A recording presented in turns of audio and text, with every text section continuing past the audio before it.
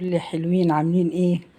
انا حبيت اصبح عليكم بس كده وعشان اقول اطلع معاكم عشان اصبح على الامهات واقول لهم كل سنه وهم طيبين، وكل ام شهيد كل سنه وهي طيبه. كل سنه وهي طيبه، وكل الامهات كلها طيبين يا رب. بمناسبة عيد الام ورمضان كل سنه وانتم طيبين. انا طالعه فيديو كده قصير عشان اعيد على الامهات الشهداء وعايد على الامهات كلها كل سنه وهم طيبين كلهم يا رب.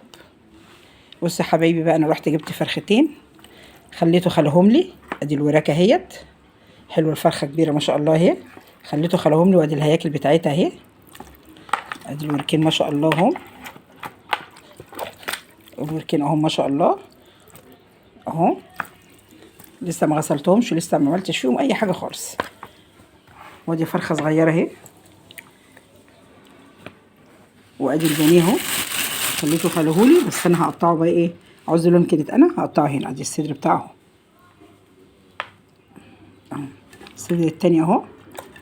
لسه ما غسلتهمش، لسه ما عملتش اي حاجه خالص فيهم عشان ما حدش يقول ده ايه ده طالعه بتوريهم لنا وهم مش مغسولين. انا لسه ما غسلتهمش، لسه جايباهم من عند الراجل. صدر اهو والصدر التاني اهو. هنقطعه احنا بقى براحتنا، نعمل ستريبس نعمل بانيه براحتنا بقى. الفرخه الصغيره دي انا جايباها عشان احفادي ما بياكلوش البط، فعشان ايه اعملها لهم. وادي الفراخ اهي. وبعد الايام يا رمضان وكل سنه وانتم طيبين. الفراخ رخصت النهارده بقت ب75 جنيه. كل سنه يا حبايبي وانتم طيبين، كلكم طيبين.